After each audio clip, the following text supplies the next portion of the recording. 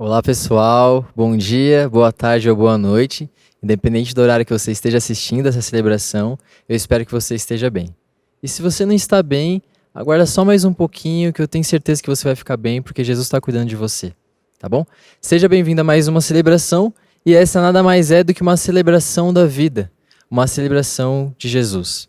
E em falar em vida, o que mais tem me feito refletir nesses últimos dias, o que mais tem me feito pensar esses últimos dias, é que eu percebi que à medida em que eu avanço na minha teologia pessoal, à medida em que eu construo as minhas convicções, eu percebo que o Evangelho tem a ver com uma vida simples.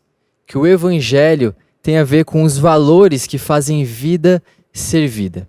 Como, por exemplo, em 1 Coríntios, no capítulo 11, o apóstolo Paulo, ao falar de ceia, ele adverte um grupo de irmãos dizendo: quando vocês forem comer, quando vocês forem ceiar, é importante que vocês esperem uns pelos outros. Por que o apóstolo Paulo fala disso? Porque não existe espiritualidade que não aponte para a comunidade. Não existe espiritualidade que não aponte para o uns com os outros, entende? E esse uns com os outros é um dos valores do reino de Deus que fazem a vida ser a vida. O reino de Deus, ele é reino de Deus por causa desses valores. Então, o meu convite para você aqui hoje é que você perceba que quanto mais você avança na construção da sua teologia, quanto mais você avança nas suas reflexões a respeito de Deus e da vida, você precisa chegar num ponto. E esse ponto é a comunidade, esse ponto é vida com os outros, esse ponto é o próximo. E para refletir um pouco mais e para transmitir um pouco mais essa ideia, eu queria ler um poema que um amigo passou para mim durante essa semana. Preste atenção. Quanto mais eu medito, menos eu me elevo e mais me aproximo do chão. Eu nunca transcendi. Pelo contrário, quanto mais espiritualizado estou, mais perto das outras pessoas me sinto. Eu não quero fé que me separe. Eu sou parte do todo. Minha espiritualidade é feita de barro, rua e pessoa. Que de alguma forma essas palavras encontrem um lugar sólido no seu coração. Vamos orar? Obrigado, Jesus, por mais uma celebração da vida. Obrigado, Jesus, pela oportunidade de celebrar o seu nome, as suas verdades, a sua ressurreição, a sua morte que nos trouxe vida.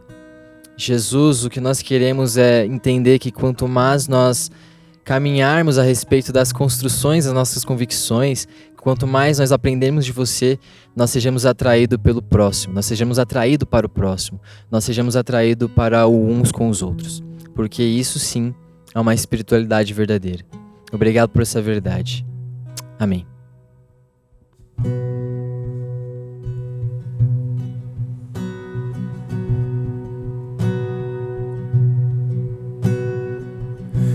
Fui eu para que o grande rei me receba assim. Me perdi, ele me encontrou, seu amor por mim, seu amor por mim. Quem Deus liberta, livre enfim será. Sou filho de Deus, sim eu sou.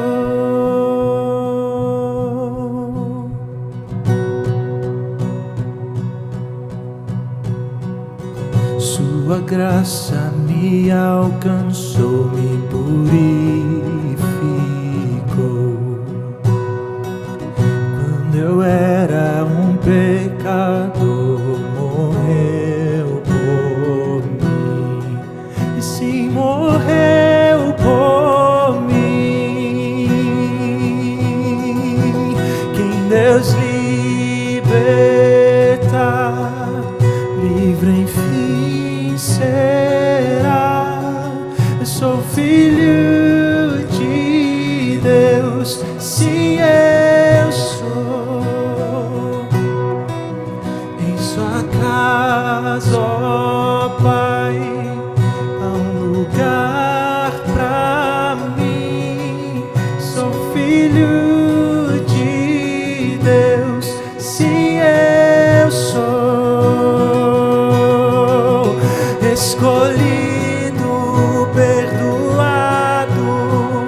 Eu sou quem dizes que eu sou. Tu és por mim até o fim. Eu sou quem dizes que eu sou. Escolhido, perdoado. Eu sou quem dizes que eu sou. Tu és por mim até o fim. Eu sou quem dizes que eu sou. Eu sou quem dizes que eu sou. Quem Deus libertar, livre enfim será. Sou filho de Deus, sim, eu sou. Em sua casa, ó Pai, há um lugar pra mim. Sou filho de Deus, sim, eu sou.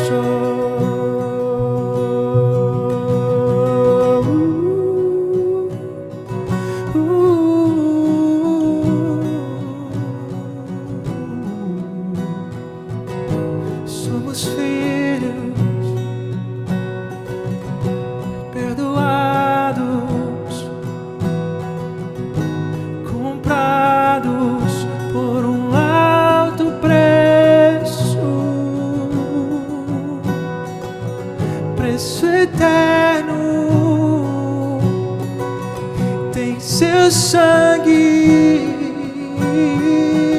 Jesus, Jesus.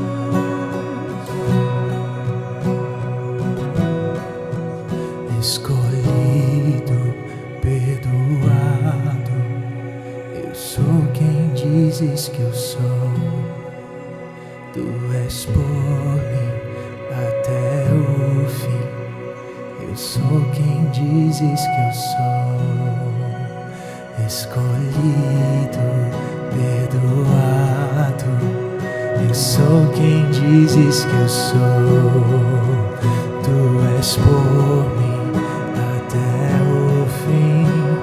Eu sou quem dizes que eu sou. Escolhido, perdoado. Eu sou quem dizes que eu sou. Tu és por mim até o fim. Eu sou quem dizes que eu sou. Eu sou quem dizes que eu sou. Eu sou quem dizes que eu sou. Quem Deus libertar, livre enfim será. Sou filho de Deus, sim, eu sou. Em sua casa, ó Pai, há um lugar pra mim. Sou filho de Deus, sim, eu sou. Em sua casa, ó Pai, há um lugar pra nós. Somos filhos teus para sempre.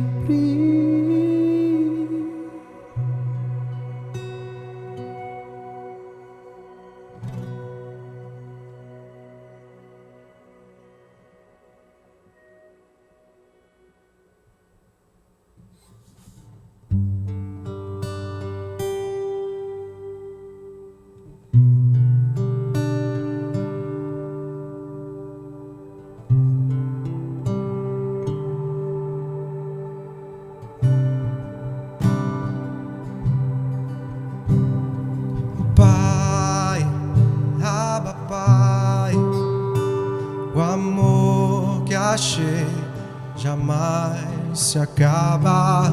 Pai, fica mais. Senta aqui, tua voz me acalma. Pai, Abba, Pai. Pai, Abba, Pai.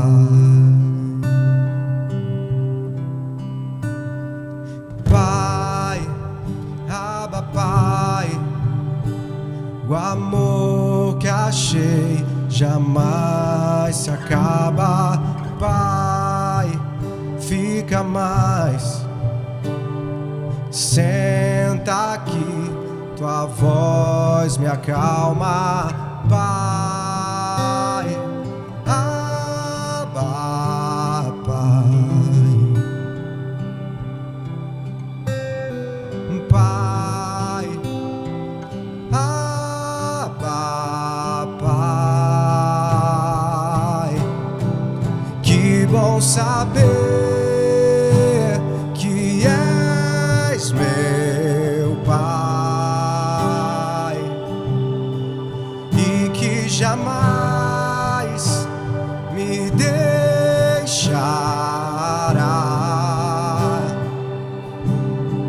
Que bom saber que és meu Pai e que jamais me deixará. Que bom saber que és meu Pai.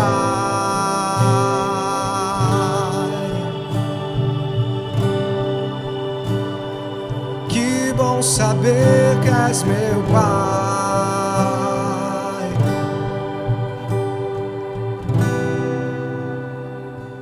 Que bom saber que és meu Pai.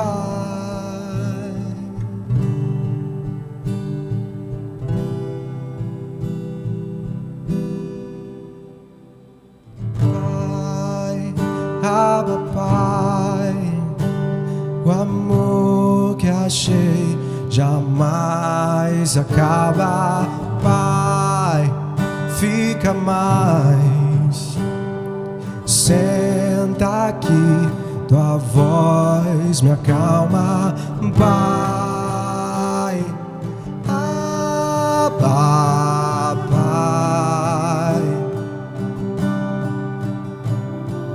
Pai, Abba, Pai. Que bom saber que és meu Pai e que jamais me deixará. Que bom saber que és meu Pai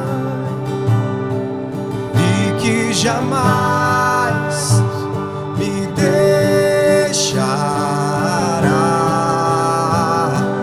Que bom saber que és meu Pai.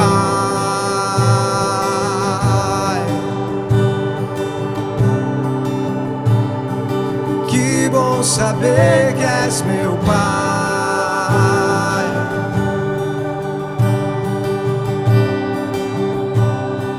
Que bom saber que és meu Pai.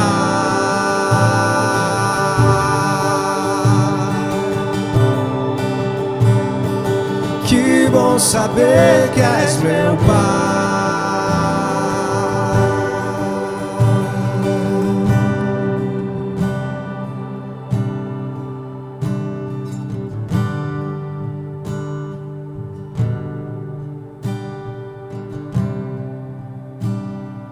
Que bom saber que és meu Pai.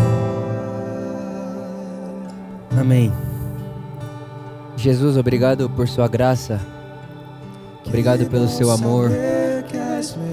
Obrigado porque você é o Pai das luzes, Príncipe da paz. Obrigado, Jesus, porque todos nós que estamos aqui juntos agora, nós estamos debaixo do seu favor, da sua graça, da sua misericórdia. Nós estamos vivos porque você é perdão.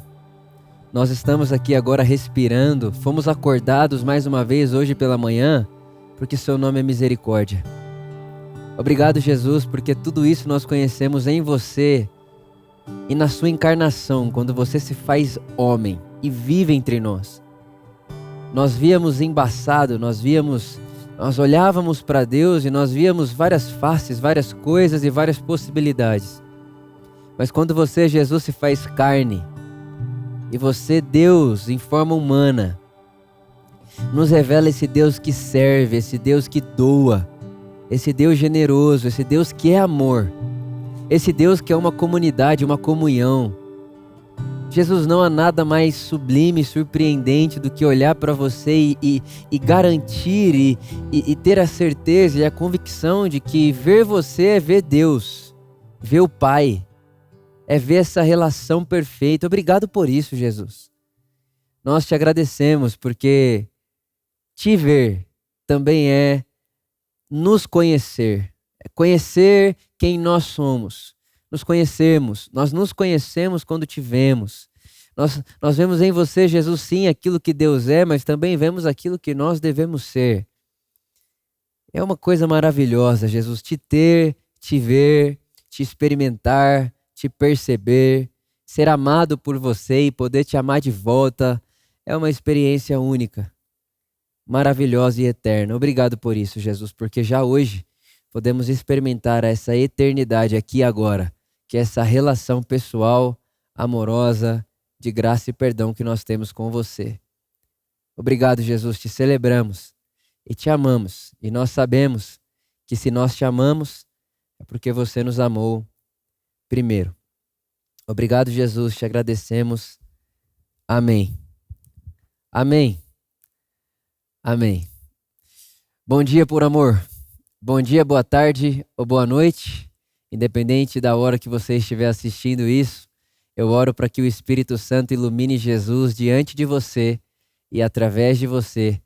Diante de você para que você o perceba e através de você para que as pessoas à sua volta o percebam em você, para que Cristo em nós possa aparecer como esperança da glória para o mundo. Amém. Hora da nossa generosidade. Generosidade. O que para nós é sempre um privilégio. O que para nós é sempre motivo de alegria. O que para nós nunca aparece como pesar ou como obrigatoriedade. Nós que conhecemos Jesus, o Evangelho, esse Deus que se fez carne, se doou por nós e que é generoso e que está no mundo, em ação no mundo, vivendo através de nós, nós que sabemos e conhecemos toda essa realidade, nós não conseguimos receber este momento de generosidade, de partilha, de doação, como peso ou obrigação. Até porque eu venho falando com você aqui, não sobra espaço para obrigatoriedade no Evangelho. O Evangelho é a superação de toda obrigação. O Evangelho é a superação de todo tipo de legislação para que Deus me abençoe e faça algo por mim. O Evangelho, ele quebra a ideia de um Deus que é ídolo e que pode ser manipulável. Então, nessa hora, eu incentivo você a generosidade. Generosidade como o privilégio de termos em nós as mesmas atitudes que há em Cristo Jesus. Que sendo Deus não usurpou o ser igual a Deus, mas esvaziou-se. Nós podemos viver essa vida de esvaziamento do eu, para que haja mais nós.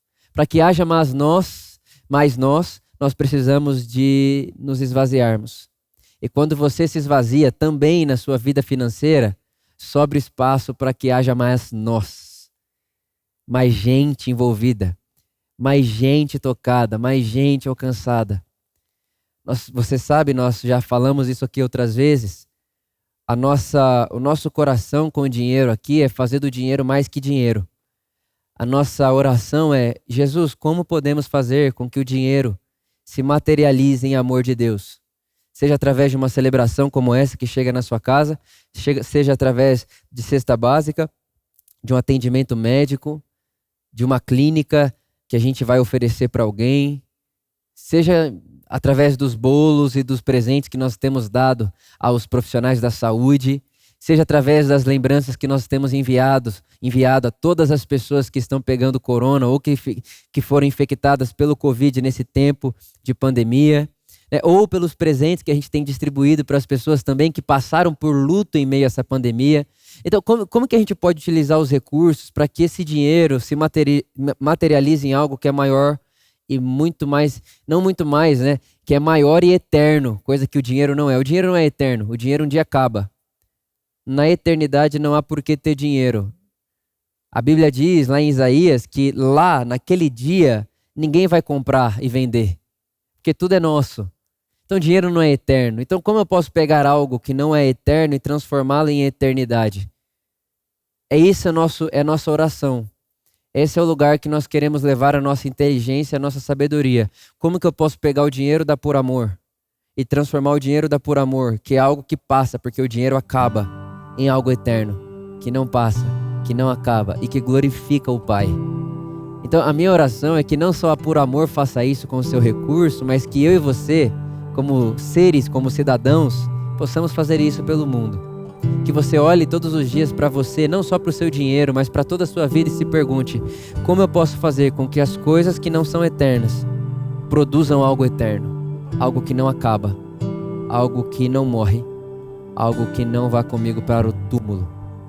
Não deixe seu dinheiro ir com você para o túmulo. Não deixe seu dinheiro, a sua vida acabar com você. Como nós falamos semana passada, o sentido da vida está em dar um pulo para fora do eu, do autocuidado e da autopreservação e cuidar das pessoas à nossa volta, cuidar da sua família, cuidar das pessoas que você não conhece e também cuidar das pessoas que não têm necessidade de cuidarem de si mesmos. Então tem tudo isso aí pra gente fazer com o nosso dinheiro e esse é o momento para você que faz isso, que cuida dessas pessoas todas através da Por Amor. Então você pode fazer isso agora com generosidade, com alegria, não se esquecendo de que Deus ama quem dá com alegria. Amém. Que bom saber que és meu Pai e que jamais me deixará. Que bom saber que és meu Pai e que jamais me deixará. Que bom saber que és meu Pai.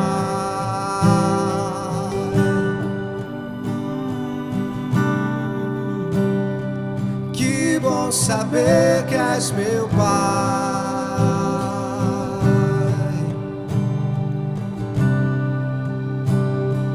Que bom saber que és meu Pai.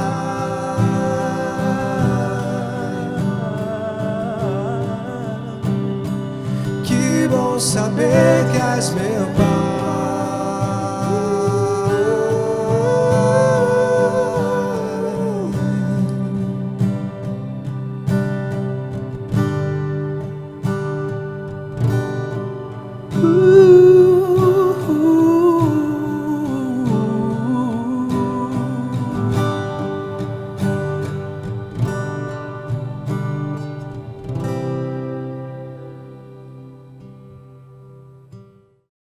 Oi, eu vim aqui te dar um aviso. Nós da Educação por Amor estamos distribuindo muitos conteúdos interessantes no nosso Instagram, @poramor.educação. Eu tenho certeza que você vai gostar. Nós estamos preocupados em transmitir o Evangelho, trazer luz à sua consciência através do Evangelho. Espero que você se divirta lá e segue a gente. Beijo! Amém. Hoje eu quero ler com você Hebreus capítulo 1. Hebreus capítulo 1, versículo 1 e 2.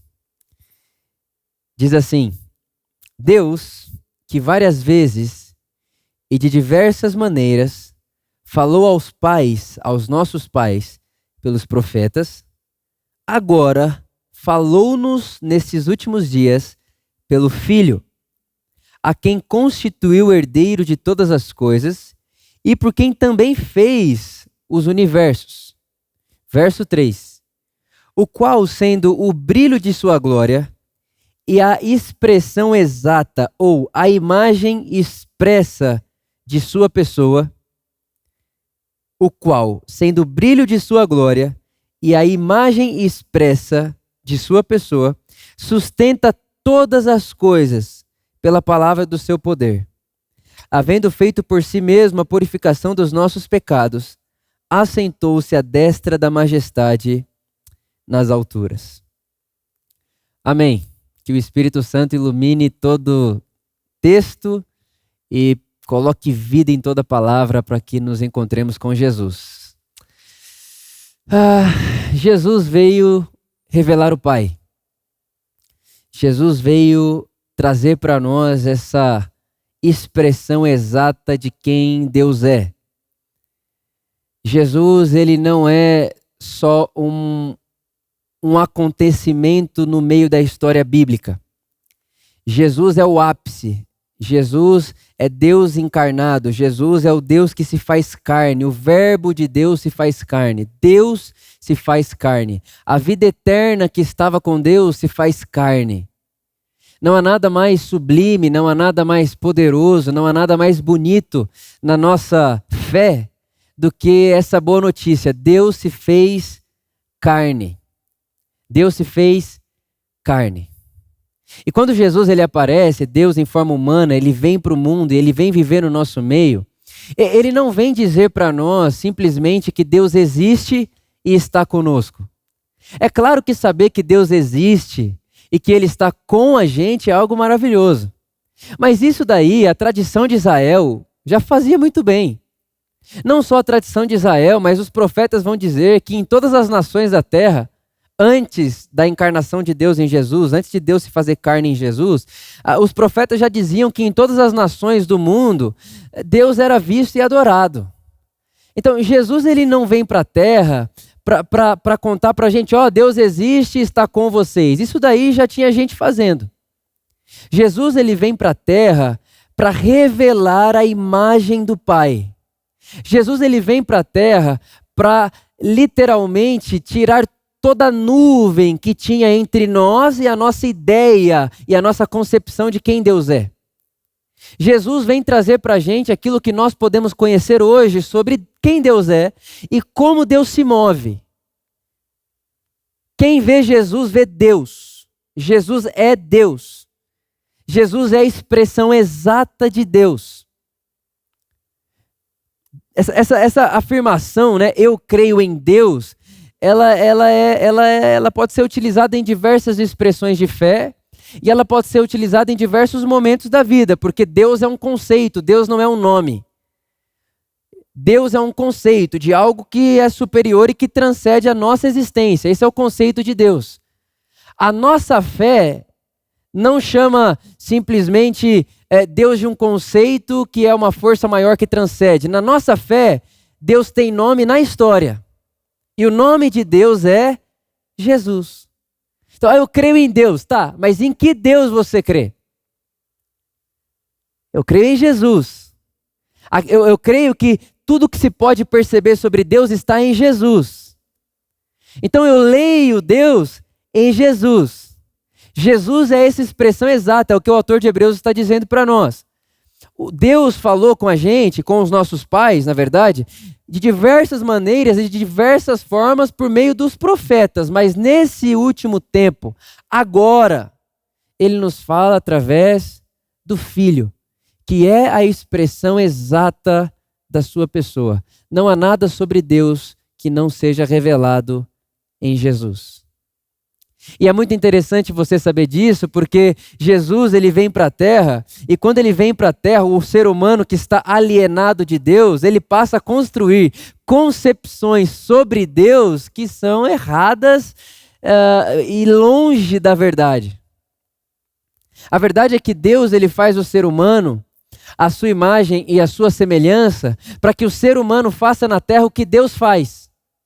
E aí, quando o ser humano se aliena de Deus, ele vira as costas para Deus, agora esse ser humano que virou as costas para Deus, ele começa a fabricar deuses que faz as coisas do jeito que o ser humano quer fazer agora que está alienado de Deus. Então, olha só olha esse dilema que tem aqui agora, para a gente entender. Deus faz o ser humano a sua imagem e a sua semelhança, para que o ser humano, a sua imagem e a sua semelhança, possa fazer no mundo o que Deus faz. Aí o ser humano se rebela, o ser humano se aliena, e agora alienado, ele já não quer mais fazer o que Deus deseja. Agora ele vai procurar criar deuses e fazer de Deus a sua própria imagem, a sua própria semelhança. Eu aprendi isso lendo um cara chamado Blaise Pascal. Ele disse que Deus nos fez a sua imagem e semelhança, e nós devolvemos o privilégio fazendo de Deus a nossa imagem e a nossa semelhança. A verdade é que quando a gente se aliena de Deus, a gente começa a construir deuses que faz aquilo que a gente gostaria de fazer. Então, se eu quero matar, eu vou construir um Deus que mata. Se eu quero ser ganancioso, eu vou construir um Deus que é ganancioso. Se eu quero ser favoritista, eu vou construir um Deus que é favoritista. Se eu quero ser vingativo, eu vou construir e pintar um Deus que é vingativo. E é isso que acontece. Durante toda a história, você pode ler em todo o Primeiro Testamento, essa revelação de Deus, ela vai se tornando, ela vai clareando dia após dia. Porque até então o ser humano, obviamente, ele começa a olhar para o lado e ele começa a se perceber e ele começa a ter ideias sobre Deus e ele começa a pensar coisas sobre Deus que não estão perto daquilo que Deus de fato é. Então, quando Jesus ele vem para a terra, ele também vem nos salvar dessa realidade que nós vivíamos de criarmos deuses à nossa imagem e nossa semelhança. Jesus vem salvar o Vitor, Jesus vem salvar você de criar um Deus segundo a sua imagem e a sua semelhança caída, e também de você e eu criarmos deuses que satisfaçam os nossos desejos pessoais pecaminosos. Então Jesus veio nos salvar de criarmos ídolos e de colocarmos no nome de Deus e na conta de Deus coisas ao qual Deus não faz, e não só não faz, mas ele tem repúdio, ele odeia certo tipo de coisa que muita gente diz que Deus faz. Então Jesus, ele vem mais do que dizer para a gente, Deus existe e está entre vocês. Jesus vem nos salvar da idolatria, de chamarmos de Deus aquilo que Deus não é. Jesus ele vem nos salvar de acreditarmos num Deus que tem muito mais semelhança ao Adão caído do que ao Deus que é revelado no Evangelho. Jesus é esse Deus. E ele vem, e ele aparece, e ele vem restaurar e nos salvar de pintarmos uma caricatura, pintarmos um Deus que se parece mais com um ídolo, que tem boca, mas não fala, que tem olhos, mas não vê, do que com um Deus vivo, que é amor, que é misericórdia, que é perdão. Então Jesus, ele vem revelar o Pai.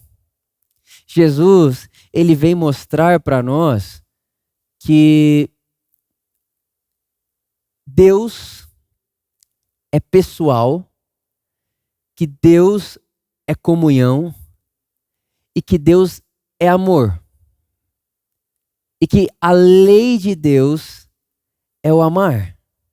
E quando ele vem e faz tudo isso, ele está produzindo uma revolução na humanidade. Uma revolução anti a idolatria. A idolatria sendo essa ideia e esse movimento que faz o ser humano caído colocar as suas próprias características na caricatura desse Deus. E aí, em nome de Deus, eu faço o que eu quiser, porque Deus, o Deus que eu pintei, o Deus que eu esculpi, o Deus que eu desenhei, Ele vai suprir e saciar os meus desejos pecaminosos. Então é nessa hora que a gente vai ver na história pessoas em nome de Deus a favor de racismo, pessoas em nome de Deus a favor de absurdos, inclusive igrejas evangélicas do lado de Hitler. Então a gente começa a olhar a história e perceber que isso vai acontecendo, e não só antes de Jesus encarnar, mas até mesmo depois. Depois de Jesus vir, depois de Jesus dizer quem me vê, vê o Pai, ainda continua até hoje acontecendo esse tipo de coisa. A gente ainda continua pintando caricaturas de Deus que não se parecem com Jesus. E a grande verdade é que Jesus ele se revela há 2000 anos atrás, mas Deus nunca mudou. Deus sempre foi a mesma pessoa.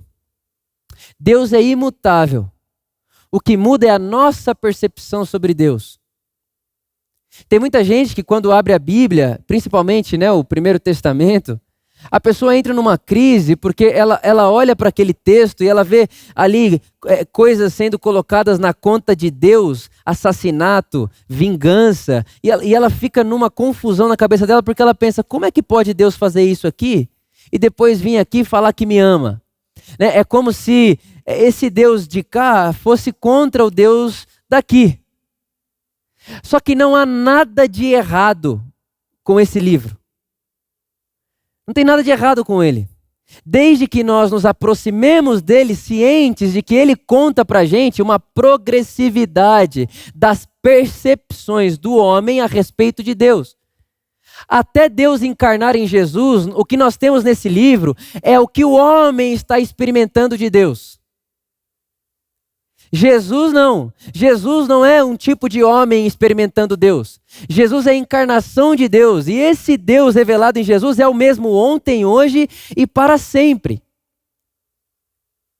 E esse Deus que é revelado em Jesus, ele não se enquadra na lógica dos ídolos, de barganha, de troca, de sacrifícios, de templos sagrados e todo esse negócio. E para mostrar isso para você, eu quero utilizar aqui 3 histórias, 3 figuras bíblicas do Antigo Testamento, do Primeiro Testamento, para mostrar para você como de fato Deus sempre foi o mesmo, que ele não mudou. O que vai mudando de acordo com o tempo é a percepção humana sobre esse Deus imutável.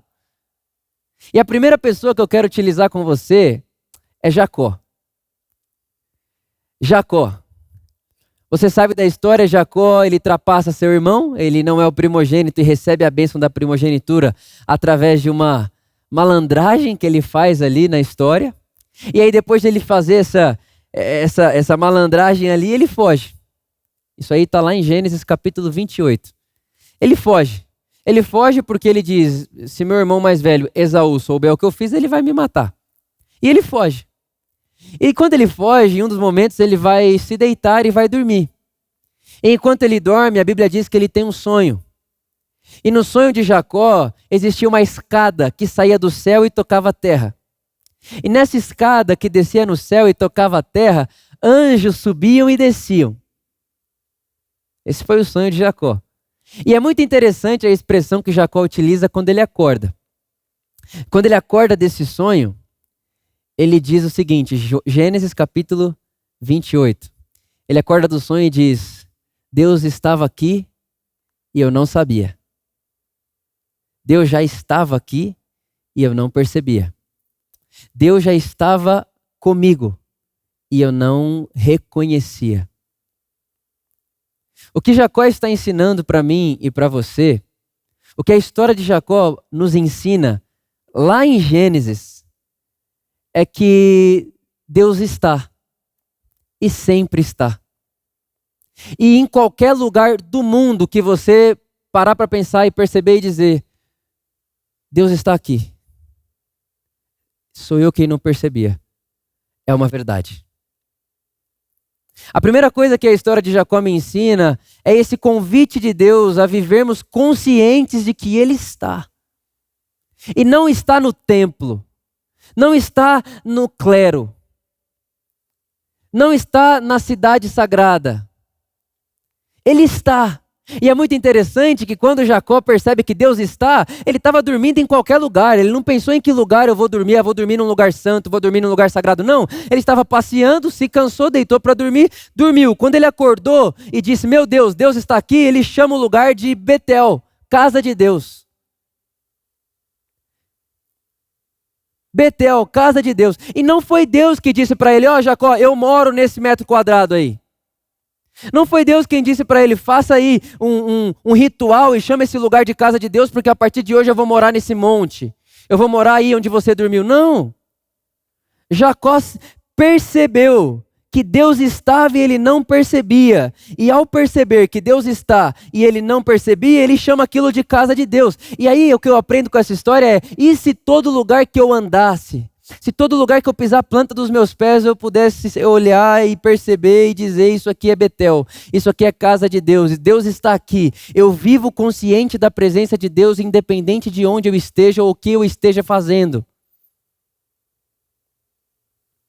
Eu vivo consciente da presença de Deus. Uma outra coisa interessante que acontece um pouco mais para frente na história de Jacó é o seu encontro com Esaú. Quando Jacó se encontra com Esaú mais para frente, eles se encontram debaixo de um sentimento de misericórdia e graça. Jacó olha para Esaú e diz, Esaú, vê você como vê Deus sorrindo para mim. Essa é a expressão que Jacó utiliza. Então, olha só, eu estou falando de Jacó em Gênesis capítulo 28. E eu já estou dizendo para você de um Deus que não morava em lugar nenhum específico, um Deus que a casa dele é o mundo, e que o templo dele é o mundo, e que ele está onde estamos, qualquer lugar do mundo onde eu disser, estou aqui, Deus está também. Até onde eu não estou, Deus está, porque ele é onipresente, ele está em todos os lugares, esparramado por todo o universo. Então eu vivo consciente da sua presença e ao mesmo tempo que vivo consciente da sua presença, vivo consciente de que quando eu olho você, encontro Deus. E Jesus ensinou isso daí pra gente. Jacó viveu e conviveu com isso, Jesus nos ensinou isso. Foi Jesus que disse que o nome dele é Emanuel. É Emanuel. Deus conosco. Aonde você está? Sabe, a gente tem esse hábito de perguntar onde está Deus? Mas a pergunta correta é onde você está? Porque aonde você está, Deus também está. Um convite a viver consciente da presença de Deus onde quer que eu esteja. Jesus nos ensinou isso. E Jesus também disse que quem faz qualquer coisa por qualquer pequenino é por ele que faz. Ou seja, Jesus também me ensinou que a maneira de eu encontrar a face de Deus é no outro, que é feito à imagem de Deus. E a maneira de eu servir a Deus é no outro. Então eu estou falando para você de Jacó lá em Gênesis capítulo 28, 25. Entre o capítulo 25 e o 28. E eu também estou mostrando para você Jesus, que é esse Deus que está revelado lá no Gênesis. Mostrando que sim, aquilo ali é uma revelação eterna e que Deus não mudou. Ele ainda continua em todos os lugares, acessível para qualquer pessoa. Ele não está longe de ninguém. E ele continua querendo ser visto no rosto do outro ser humano. Jacó viveu, Jesus ensinou. Uma outra experiência do Primeiro Testamento que me abençoa muito é Elias. Elias dos profetas é o profeta mais respeitado pela tradição de Israel. Elias que guerreia contra os profetas de Baal, que faz cair fogo do céu. Elias, esse cara, ele fica com medo e ele foge. Ele fica com medo porque uma mulher disse para ele que ia matar ele. Ele fugiu. E quando ele foge, Deus aparece para ele e diz assim, Elias, eu vou me apresentar para você. Deus fala com Elias, vou me mostrar para você. Você vai me experimentar. 1 Reis capítulo 19. Vou me fazer perceptível para você, Elias. Aí Elias diz, ok. Vem uma ventania, uma tempestade, uma confusão, uma barulheira. Deus não estava no barulho. Deus não estava na tempestade. Deus não estava na ventania. Mas a Bíblia diz que de repente bateu uma brisa suave. E os rabinos, eles leem essa brisa suave como sendo um som de um silêncio leve. O som de um leve silêncio. Olha que coisa. Como que é um som de um leve silêncio? E o texto bíblico vai dizer que nesse som leve de uma brisa suave, de um vento suave, a ponto de ser quase que silencioso, Deus está ali. Deus está ali. No invisível, quase que imperceptível, mas Deus está. E é Jesus que vem dizer para a gente também que o reino de Deus não vem com aparência visível. É Jesus que diz para a gente que nascer de Deus é nascer do Espírito e o Espírito sopra onde quer. E o vento, essa brisa, ela é invisível, ela é quase que imperceptível, mas não define e não diz para mim a ausência de Deus.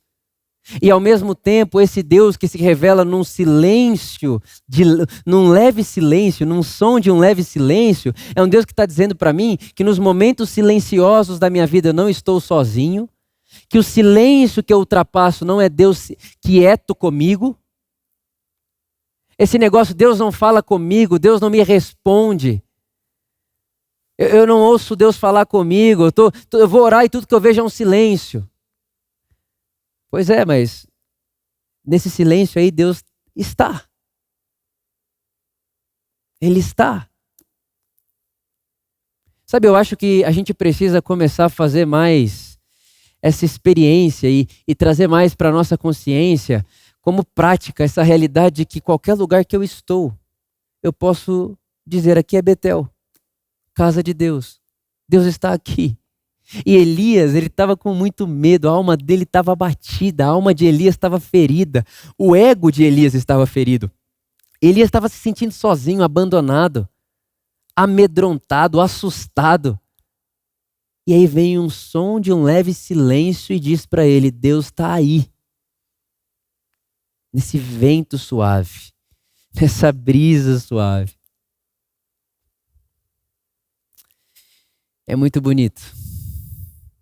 E uma outra experiência que me abençoa muito é de Moisés. Moisés em Êxodo, capítulo 3, a Bíblia diz que ele vê uma sarça pegar fogo, e sarça pegar fogo no deserto não é assustador, acontece direto. Quase toda hora tem uma sarça pegando fogo, porque o deserto é muito quente. Mas o que chamou a atenção de Moisés é que a sarça pegava fogo, mas ela não se consumia. Então ele olha e diz, como é que uma sarça está pegando fogo e ela não se consome? E a leitura que eu quero fazer com você desse texto é que ali Deus está mostrando para Moisés o que Deus quer fazer com Moisés. Deus quer fazer de Moisés uma sarça que pega fogo, e esse fogo é Deus, o próprio Deus envolvendo Moisés, e não vai consumir Moisés. É por isso que em Êxodo capítulo 33, Moisés está conversando com Deus, e quando Moisés sai da conversa e ele vai para o meio do povo, o povo olha para Moisés, e Moisés tem que colocar uma proteção nele, porque ele está radiante, ele está resplandecendo.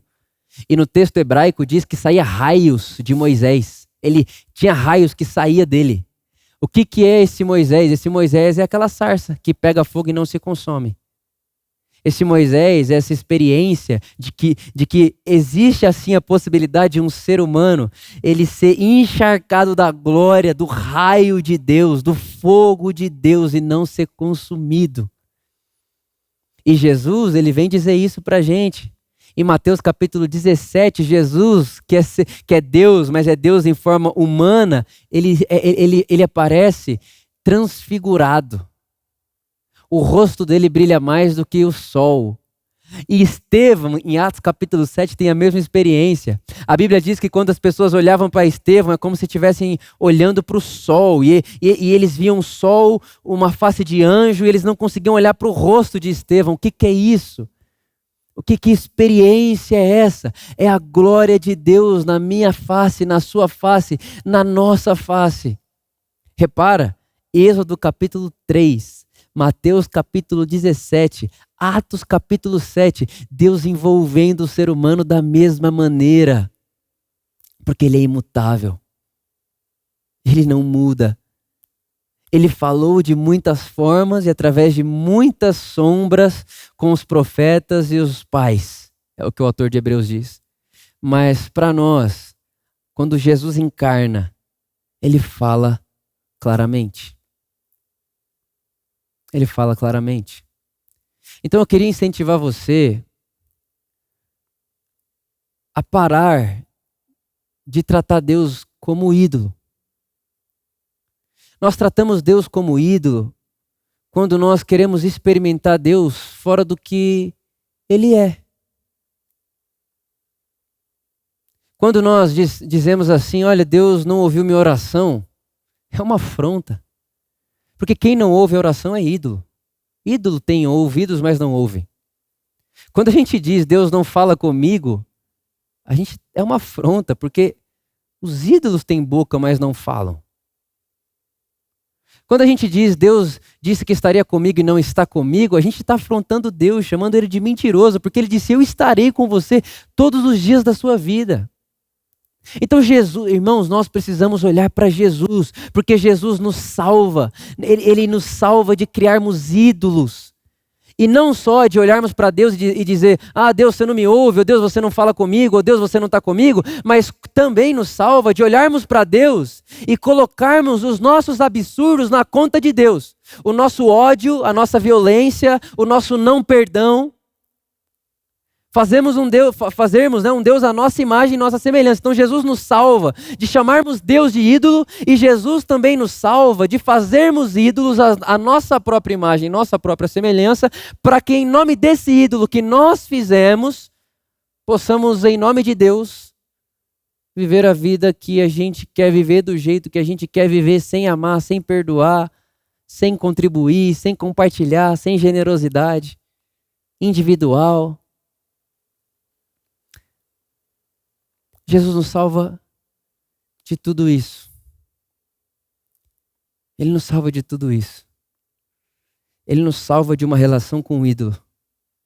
E a Bíblia vai dizer, em Salmos, que todas as pessoas que adoram ídolos, que têm boca, mas não fala, se tornam como eles. Que têm boca, mas não fala. Que tem coração, mas não sente. Jesus nos salva disso. De fazermos uma caricatura de Deus que não reflete Deus. E de chamarmos Deus de algo que Deus não é. Ele não é. Muito interessante essa fala do Jonathan Sacks. Ele disse que Deus não impõe sobre nós a sua presença. Ele não impõe sobre nós. Ele não é um Deus impositivo. Mas o que acontece é que quando nós o procuramos, nós o encontramos nos procurando. Olha que coisa bonita, né? Deus poderia muito bem estralar o dedo e falar assim, todo mundo de joelho agora, porque eu sou o Senhor dos Senhores, o Rei dos Reis. Mas Ele não faz isso aí. Não faz. O que Ele faz é o ser humano, a sua imagem, a sua semelhança, e com consciência, e essa consciência tem um interesse de Deus ali dentro. E quando nós olhamos e vamos para a busca desse Deus, desse algo além, nós o encontramos. E quando o encontramos, na verdade o encontramos nos procurando, porque é Ele que veio até nós, não nós que fomos até Ele. Jesus nos salva desse Deus ídolo, que pede sacrifício, que fala do lugar sagrado, das pessoas sagradas, e que não é vivo. Que é poeira, que não vive. E geralmente os ídolos, eles são da categoria dos heróis. A gente quer fazer dos nossos ídolos os nossos heróis. Então, eu quero utilizar de Deus para minha causa. Então, Deus salva a minha causa. Salva a minha empresa. Salva a minha família, salva o meu casamento. A gente quer utilizar de Deus assim, como se Deus fosse um ídolo. ou um herói? Eu aprendi com o Brian Zand que Deus não é da categoria dos heróis. Deus não anda na categoria dos heróis. Porque os heróis matam. Por causa da sua causa, eles matam. Os heróis têm lado. Se você assistir Marvel, né, tem os heróis da SHIELD e tem os heróis da Hydra, né? Os heróis têm lados. Jesus não é herói. O Brian Zand vai ensinar que Jesus é santo. E que por ser santo, ele morre para que não haja mais lados. Que por ser santo, ele morre crucificado para que não haja mais guerra. Para que não haja mais essa briga de poder. Então a verdade, irmãos, é que Jesus revela um Deus que na perspectiva do mundo e na percepção do mundo é um Deus fraco. É isso que Paulo diz, a fraqueza de Deus, 1 Coríntios capítulo 1. Na perspectiva do mundo, Jesus Cristo, ele revela um Deus que é fraco. Porque esse Deus revelado em Jesus, podendo matar, ele escolhe morrer. Esse Deus revelado em Jesus, podendo se vingar, ele escolhe perdoar. Esse Deus revelado em Jesus, podendo ser servido, ele escolhe servir. Repara a loucura que é, e C.S. Lewis disse que uma das coisas que fez, só para você entender, C.S. Lewis era ateu antes de se converter a Jesus. Uma das coisas que C.S. Lewis disse é que Jesus não pode ter sido história inventada pelo ser humano, porque o ser humano jamais inventaria um Deus que morre, que serve, que não se vinga, que perdoa, que abençoa o bom e o mal. O ser humano não tem capacidade para inventar isso aí. Isso aí só pode ser ideia de Deus. Jesus não é Deus porque ele é o Deus mais poderoso. Ah, você consegue matar 1000 pessoas ao mesmo tempo? Eu mato 1 milhão, olha lá o coronavírus. Não, Jesus não é Deus por isso. Jesus é Deus porque não existe na história um Deus semelhante a ele. Ele é sem precedentes. E o ser humano não poderia inventar uma história de um Deus que se faz homem e como homem serve, chora, se deixa morrer. Ama o inimigo e quando está no pior momento da sua passagem humana, pendurado numa cruz, nu, todo ensanguentado, arrebentado, chicoteado. E aí aqueles soldados romanos ali, eles estão em volta de Jesus falando, ué, você não é o Cristo? Tipo assim, você não é Deus? Deus, você não pode salvar a si mesmo? Porque para o sistema do mundo, para a lógica do mundo, soberba, egoísta, vingativa, impérica, o Deus que é revelado em Jesus é fraco. Porque na lógica do mundo, um Deus que pode se salvar, se salva. E um Deus que pode escolher entre matar e morrer, ele mata. Mas Jesus não vem por essa lógica. Porque Jesus não está na categoria dos heróis, mas da santidade. Ele não mata. É por isso que, tendo Elias em vista, né? Porque Elias fez cair fogo do céu. João olha para Jesus e fala, Jesus, você quer que a gente manda cair fogo do céu nessa cidade que não te recebeu bem? Eles não te receberam direito, vamos fazer igual a Elias. Jesus, vamos fazer o que Elias fez. Vamos falar para cair fogo do céu, para destruir todo mundo. Aí Jesus diz, vocês não sabem de que espírito sois. Eu não vim matar ninguém. Eu sou santo. Eu não tenho um lado. Eu não quero matar o opressor para libertar o oprimido. Eu quero transformar o opressor com a santidade da minha morte.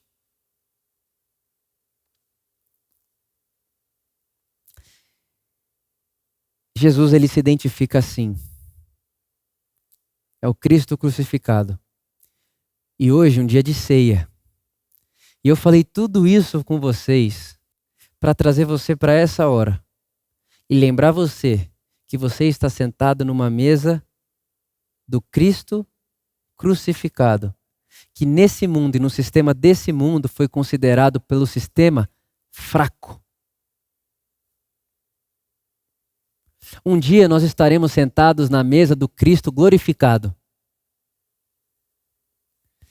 Que pisa em riba de ouro, todo esse negócio.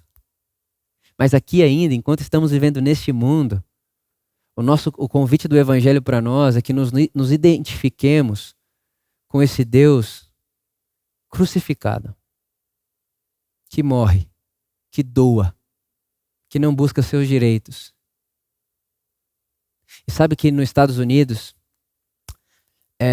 uma psicóloga, terapeuta, enfim, essa mulher é de tudo um pouco, que eu gosto muito.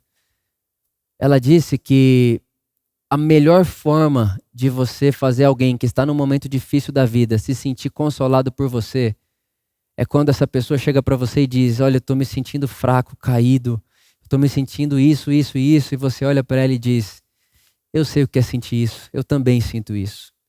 Ela disse que essa frase, eu também, né, o Me Too, é a experiência mais profunda de senso de pertencimento que a humanidade pode ter. E eu queria lembrar você que nessa mesa que nós estamos sentados,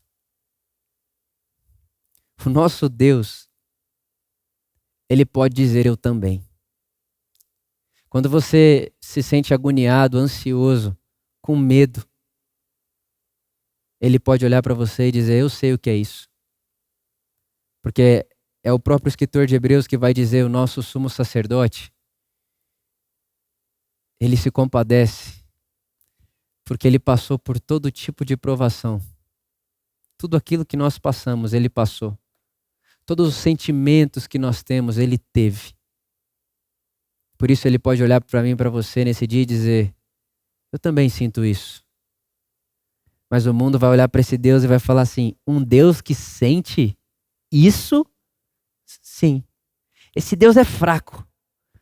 Pois é, mas a fraqueza de Deus revela a sabedoria poderosa da força de Deus. Deus não é forte porque ele impõe sua vontade. Deus é forte porque, podendo impor sua vontade, ele escolhe liberdade, amor, perdão, generosidade. Ele escolhe esse caminho e ali está a sua força.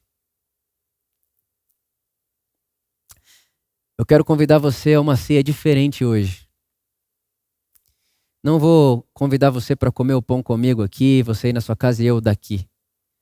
Quero convidar você a sentar na mesa com quem está aí com você. E se você estiver sozinho, ligue para alguém. Não faça isso sozinho. Liga para alguém. Chama alguém, manda mensagem para alguém. E eu queria que você sentasse nessa mesa, se reunisse com essas pessoas que estão aí com você, sabendo de que na mesa que vocês estão sentados, todos que estão aí, nós sentamos na mesa de um Cristo crucificado. E o Cristo que é crucificado,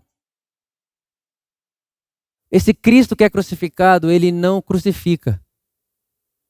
Esse Cristo que foi morto, ele não mata.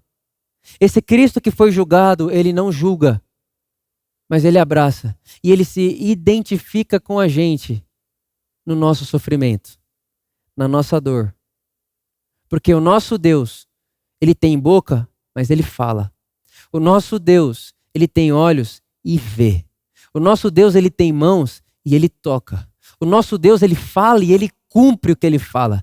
Nós não servimos um ídolo. E nós não estamos nos tornando a semelhança de um ídolo. Nós estamos seguindo Jesus, nos tornando parecidos com Jesus. Nós estamos dia após dia sendo transformados de glória em glória, com glória cada vez maior, a semelhança de Jesus. Porque nós olhamos para ele, nós vemos nele essa sabedoria expressa de Deus, que para o mundo é fraqueza, mas para nós, poder de Deus. O evangelho que para o judeu é loucura, para o grego é burrice, tolice, mas para nós é o poder de Deus. É o poder de Deus. É a glória de Deus. É a sabedoria de Deus. É o amor de Deus. Nós estamos assentados numa mesa de fracos. Se identificamos com as nossas fraquezas. Mas no meio das nossas fraquezas, Deus empodera, revela transborda a sua força.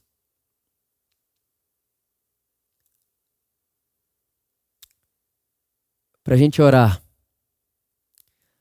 Paulo insiste e diz: Deus, tira de mim essa fraqueza. Tira de mim esse espinho. Deus, você tem força para isso. Você pode fazer isso. O que é que Deus não pode, irmãos? E Deus olha para Paulo e fala: Paulo, a minha graça te basta. E o meu poder se aperfeiçoa na sua fraqueza. Sabe, irmãos, essa ideia de um Deus imperador, com uma coroa gigante na cabeça, que coloca todo mundo para se ajoelhar na sua presença, que faz seu nome temível, não me parece muito com esse Deus que nasceu em Nazaré e que podendo matar morre, que podendo ser servido serve, que podendo se vingar perdoa e se deixa crucificar nu numa cruz por amar a mim e a você. Toda a sua ideia e toda a imagem que você já projetou em Deus na sua vida, e toda vez que você orou a um Deus na sua vida que não combina com esse Deus nu, nascido em Nazaré, que podia matar, mas escolhe morrer, que podia ser servido e escolhe servir, toda vez que você conversou com Deus ou que você pensou num Deus que não combina com essa imagem desse Cristo revelado, crucificado, você precisa pegar essa sua experiência, olhar para Cristo crucificado e ver o que sobra aqui, que se encontra aqui. E o que não sobra, irmão, joga fora. Porque são essas coisas aqui que nós pensamos sobre Deus e que nós percebemos sobre Deus que não estão em Jesus, que são a matéria-prima para a nossa decepção em nome de Deus depois. Porque a gente vai dizer: Deus disse que faria e não fez. Deus não me ouviu. Deus isso, estou chateado com Deus. Mas peraí, que Deus é esse? Porque Deus é um conceito. Ninguém se decepciona com Jesus. Jesus não deixa ninguém na mão. Jesus não deixa de ouvir ninguém. Jesus não deixa de responder ninguém. Jesus. Vinde a mim todos vós que estáis cansados e sobrecarregados. Aquele que quiser, vinde e bebei da água da vida. Jesus, um Deus que não é impositivo, um Deus que não é empérico, um Deus que não é como nenhum ídolo. Um Deus que para o mundo é reconhecido como fraco. Não pode nem salvar a si mesmo.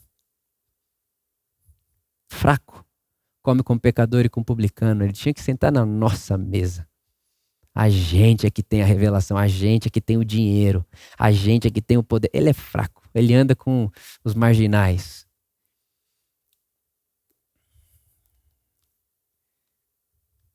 Que eu e você encontremos lugar na fraqueza de Deus. Que para o mundo é fraqueza, mas que para nós, os que cremos, é o poder do Evangelho. Sei na sua casa. Sei com as pessoas que estão à sua volta. Se lembrando que o que identifica a gente e Jesus, esse Deus que se identificou com a gente, não se identificou com a gente nas nossas vitórias, mas se identificou com a gente nas nossas fraquezas. Na mesa dos fracos, em volta de Jesus, está a força e o poder capaz de transformar o mundo. Nós cremos no Evangelho. Nós cremos em Jesus. E como diz o Felipe, o meu Deus não veio ser servido, mas veio servir. Não exigiu sacrifício, só o amor de mim. O meu Deus não é um tirano, ele é o bom pastor. O meu Deus é sempre bom, não há variações. Mas esse Deus não é ídolo, ele tem nome. Eu conheci em Jesus. É o Deus do Evangelho, que é o mesmo ontem, hoje e será para sempre. Então que na sua vida, todo lugar seja um Betel, uma casa de Deus. Que você viva na presença de Deus, consciente de Deus, e enxergando Deus, sorrindo na face do seu irmão. E que no silêncio da vida você perceba o som leve do silêncio dizendo a você que Deus está ali e que o silêncio não é de forma nenhuma antagônico a Deus. Deus está no silêncio. E que você possa também perceber que em mim, em você, brilha uma luz, a glória de Deus, que não nos consome, mas faz com que sejamos um sinal, de modo que as pessoas vão olhar para nós como Moisés olhou para aquela árvore, para aquela sarça pegando fogo e não se consumir e dizer: aquilo ali é o quê? Aquilo é celestial ou é terreno? Aquilo é um milagre. Essa pessoa é um milagre. E a nossa face vai brilhar diante desse mundo, de modo que as pessoas vão dizer sobre nós o que diziam sobre Estevão. Parece um anjo. E tudo isso, porque o nosso Deus tem nome. Ele é Jesus. Ele é vivo e Ele se compadeceu de nós, da nossa fraqueza. Um Deus que se fez fraco, para que por meio de sua fraqueza nós fôssemos fortalecidos. Eu oro para que essa semente produza em você vida, esperança, paz, coragem e misericórdia.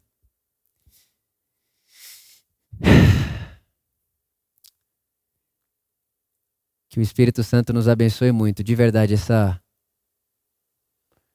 realidade de que Deus, quando se revela para o mundo, Ele é fraco, é uma revolução. É muito contrário a muita coisa que eu já aprendi. Mas é assim que eu tenho visto, percebido a revelação desse Deus na pessoa de Jesus.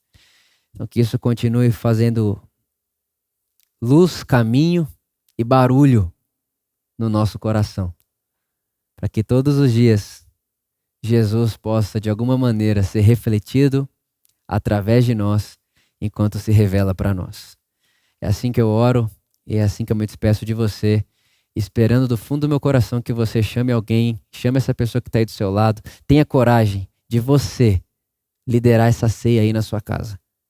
Liga para alguém, fala com alguém, pelo amor de Jesus, coloque pessoas em volta desse momento aí na sua casa, porque eu acredito muito que Deus deseja que façamos isso.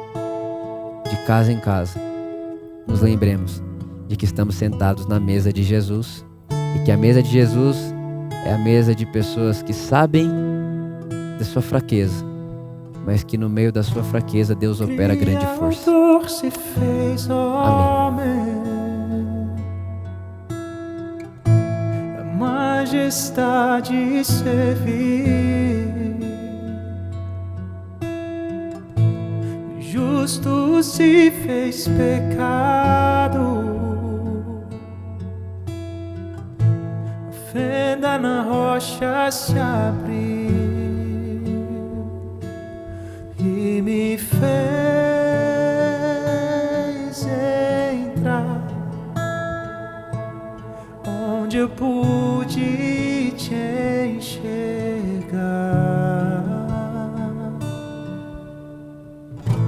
Sua glória despiu-se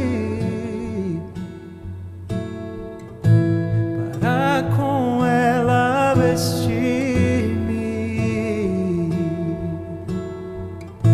Tomou a cruz que era minha, me deu a sua coroa e me fez entrar onde era impossível eu ir, fez-me aceitar ao seu lado junto ao Pai.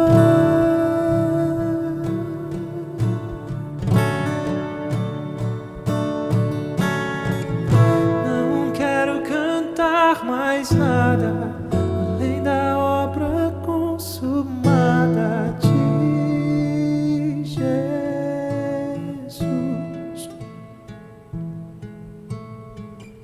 inserido nessa aliança que jamais será quebrada.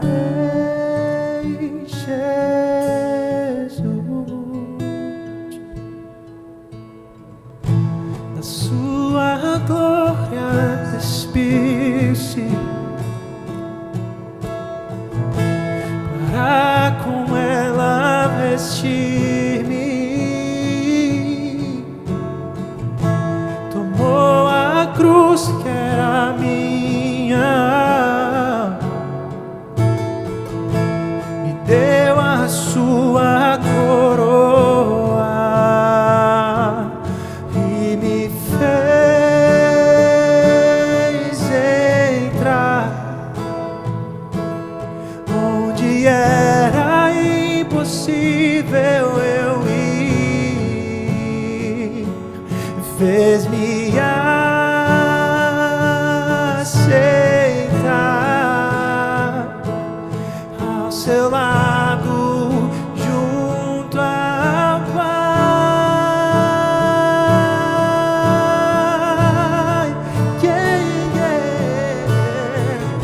Não quero cantar mais nada além da obra consumada de Jesus, inserido nessa aliança que jamais será quebrada em Jesus, pois unicamente, definitivamente, Jesus é suficiente, Jesus é suficiente, pois unicamente, definitivamente, Jesus é suficiente, Jesus é suficiente. Ele é, Jesus é suficiente, a expressão exata do Pai. Oh, Deus que se escolheu ser chamado por um nome é Jesus, e Jesus, e Jesus. Não quero cantar mais nada além da obra consumada de Jesus,